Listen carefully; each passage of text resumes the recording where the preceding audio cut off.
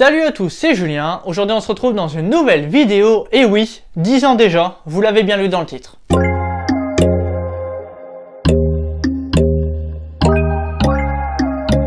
Une décennie est passée, mais maintenant ce produit a révolutionné notre quotidien. Donc il se base entre un iPhone et un Mac. Donc on en retrouve partout maintenant à la maison. Aujourd'hui on va parler de ce tout premier iPad. Mais il faut se souvenir que cette première tablette a donné naissance également à un nouveau marché, donc un marché maintenant désormais le marché de la tablette qui pèse plusieurs centaines de millions d'euros sur le marché actuellement. Maintenant, il y a beaucoup de foyers qui ont une tablette à la maison et voire même déjà une par personne. Donc on est plus à l'heure d'aujourd'hui plutôt sur un renouvellement des tablettes pour de la nouveauté et non pas pour de l'acquisition. Mais de quoi je voulais vous parler aujourd'hui, c'est avec Steve Jobs, donc qui était assis dans un fauteuil en cuir il y a 10 ans jour pour jour, le 27 janvier 2010, et qui a présenté du coup cet iPad. En effet, Steve Jobs avait annoncé par une phrase très précise justement que cette tablette allait faire partie du coup d'un nouveau marché, d'un nouveau produit, nouvel appareil qui va rentrer dans les mœurs. En effet, plus de 10 ans après, tout le monde a une tablette à la maison. Là, on va parler d'Apple, mais bon, il y a tellement de tablettes, du Samsung, du Huawei, etc. Du coup, cette catégorie d'appareils est bien réelle et comme j'ai dit un petit peu plus haut, justement, le marché des tablettes pèse plusieurs millions, voire même milliards d'euros dans le monde chaque année.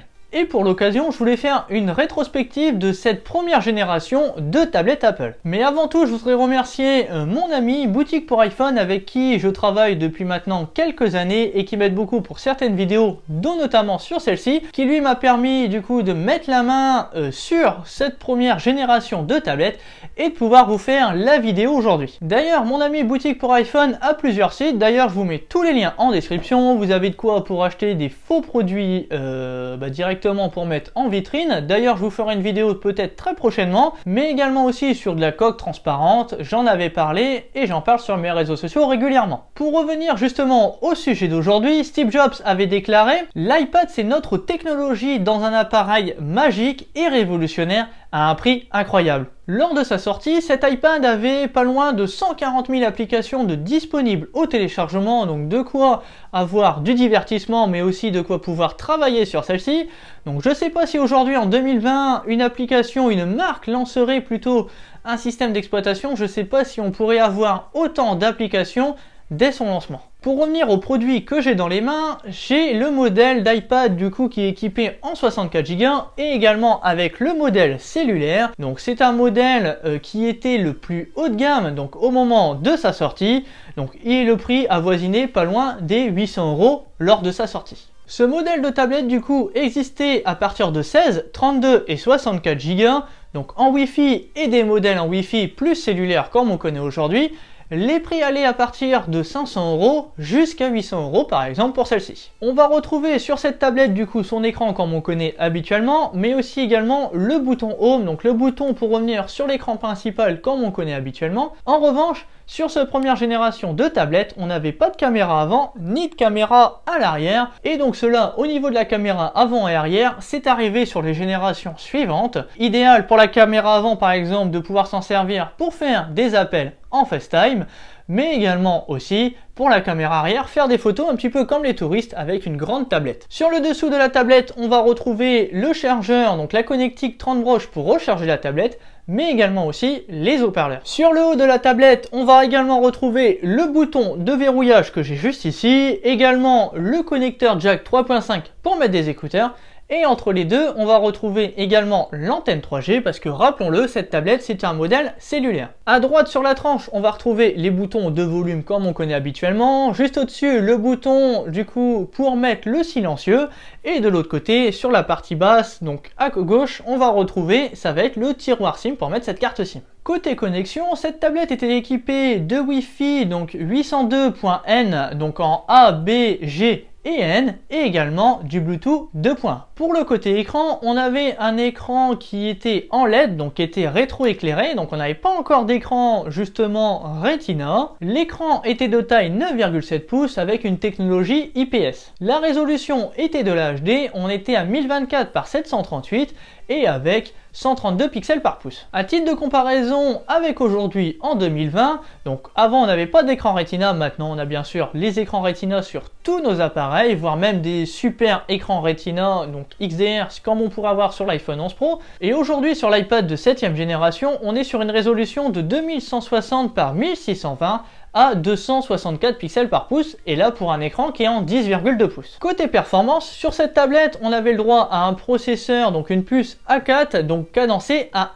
1 GHz seulement. Aujourd'hui, c'est la A10 Fusion, donc c'est pas totalement le dernier processeur, mais il est en 64 bits et il est également agrémenté du coprocesseur M10, et ça, donc c'est pour la tablette 7e génération 10,2 pouces. Pour l'autonomie, cette tablette était annoncée avec 10 heures d'autonomie, donc ce qui était déjà remarquable, et finalement on peut remarquer qu'à l'heure d'aujourd'hui, on a toujours plus ou moins aussi 10 heures d'autonomie sur nos tablettes qui sont sorties en 2019. Pour le côté logiciel, cette tablette est équipée de la dernière version d'iOS, c'est-à-dire la 5.1.1, et rien que pour ça, on est un petit peu du coup nostalgique, rien que d'entendre le bruit de déverrouillage. Malheureusement, on ne peut plus mettre d'applications dessus parce que le système est un petit peu plus ancien et il n'y a plus d'applications qui sont compatibles, qui sont supportées justement par cet OS. Chose intéressante, c'est également que iCloud, donc le service de stockage dans le nuage par Apple, était arrivé avec iOS 5, donc, et également sur cette tablette-là. Il faut savoir que iCloud maintenant a révolutionné le monde du stockage, donc sur le petit nuage. On a d'ailleurs Google avec Drive, Microsoft avec OneDrive, et on a même également maintenant c'est Apple avec iCloud.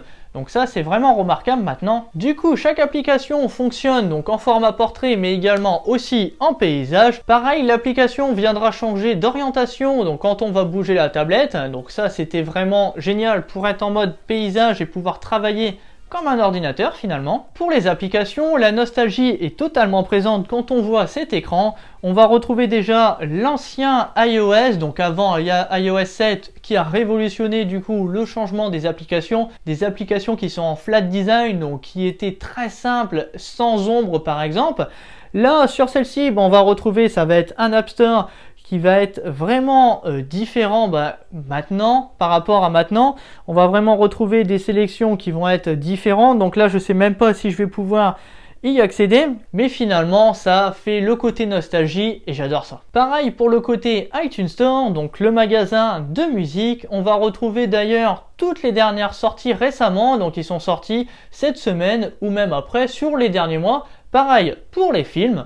C'est vraiment étonnant qu'Apple continue toujours à pouvoir vendre cette musique même sur un ancien iOS. On avait encore sur cette tablette l'application Game Center, donc maintenant on ne retrouve plus l'application comme une application native, mais on va la retrouver dans les réglages de notre appareil. On va retrouver également l'application Rappel, donc ça c'est une application qui était sortie avec iOS 5 en 2011. Ça, Rappel, c'est pareil, une application dont je pourrais plus m'en passer maintenant. Je prends tellement de rappels pour me souvenir de telle ou telle chose. C'est comme l'application Notes qui est super utile pour moi, qui permet par exemple de prendre toutes mes prochaines vidéos, de prendre mes notes directement. Ça c'est super agréable. On avait également aussi une application YouTube qui était directement intégrée, donc ça c'était vraiment sympa aussi. Bon, quand on aimait regarder des vidéos sur YouTube, ça malheureusement ça a disparu dû à un désaccord entre Apple et Google. Mais finalement maintenant on a toujours l'application YouTube et on la télécharge vraiment que si on a envie. Chose aussi qu'on avait avec iOS 5, c'est également le centre de notification que l'on a juste là.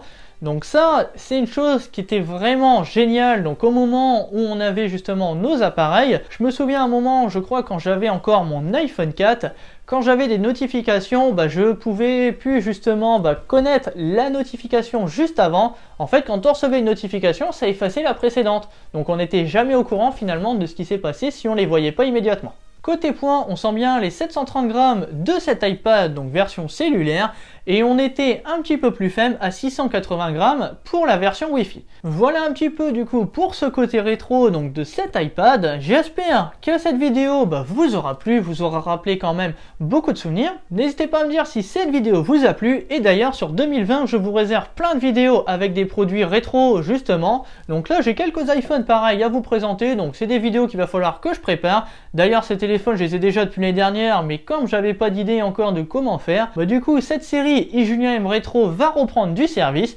Et d'ailleurs après l'iMac G3, c'est cet iPad de première génération qui va rejoindre cette catégorie. Donc pareil, vous avez de toute façon la playlist qui est en description de la vidéo. N'hésitez pas vous du coup à me rejoindre sur les réseaux sociaux, à partager la vidéo, commenter comme d'habitude.